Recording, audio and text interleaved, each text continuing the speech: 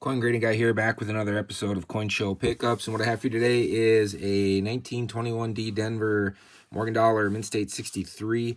I actually already had a mint, a 21 Denver, but not in Mint State. So I did want to upgrade that one. I had the opportunity, and again, this is not a a coin that breaks the bank, but a 21 Denver in higher grades, 64, 65, something like that.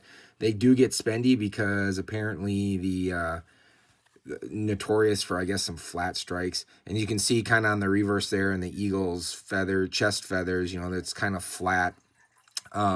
This coin looks kind of cool. It's got the original toning.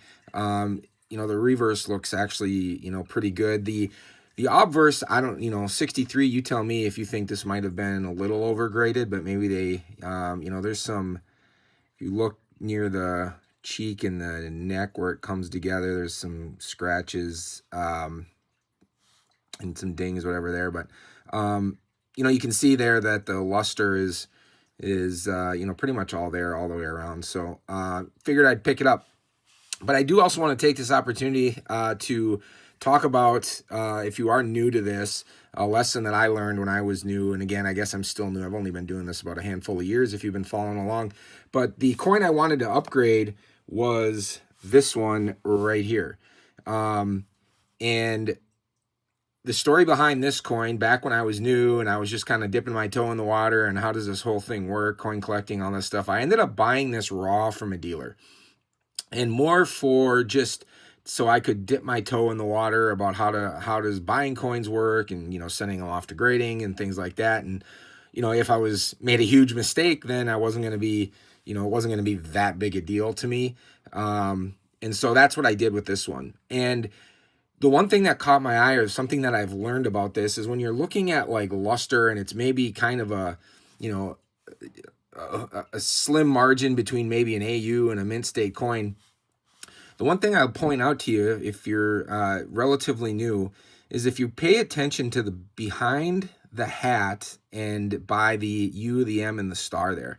And when they're talking about luster, you hear that phrase a lot. Look at, in this particular instance, when I rotate this coin, you can see the kind of that luster moving back and forth between the star, the M, and the U right over on this side. But the one thing you don't see is that luster carrying over to the back of the hat.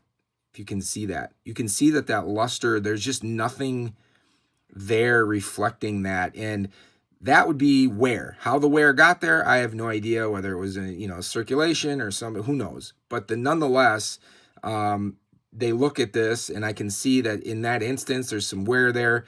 And it comes back as an almost uncirculated, because, this coin has clearly not been, circulated to the extent like if you see a lot of other ones. But at the same time, it's been moved around or played with or handled enough that, and you can even see it on this side, right in front of the eyes and the nose, that you can see that reflection or that luster with the E and the star, but then it stops because the surface or the field of the coin has been changed somehow through those micro scratches or whatever, just through handling or whatever else. So that's just a little tip, and compare that to this one. Now if you look in the same spot over here behind, you can see that luster carries all the way through from the U and the M and the star all the way to the back of the hat. So in that instance, the field is pretty original. Same thing here. You look at through the nose and the eyes, all the way through the letters, the E and the stars over there, all the way through the nose and the eyes. You can see that there's that luster underneath there. It looks like maybe just a little spot of something right in the bridge of the nose there. But so yeah, anyway, latest Coin Show pickup, and I figured I would use it as an opportunity to convey a lesson that I've learned through this thing, during my coin grading journey here. So if you like this kind of content, feel free to like, share, and subscribe, and we will see you on the next one. Thanks for watching.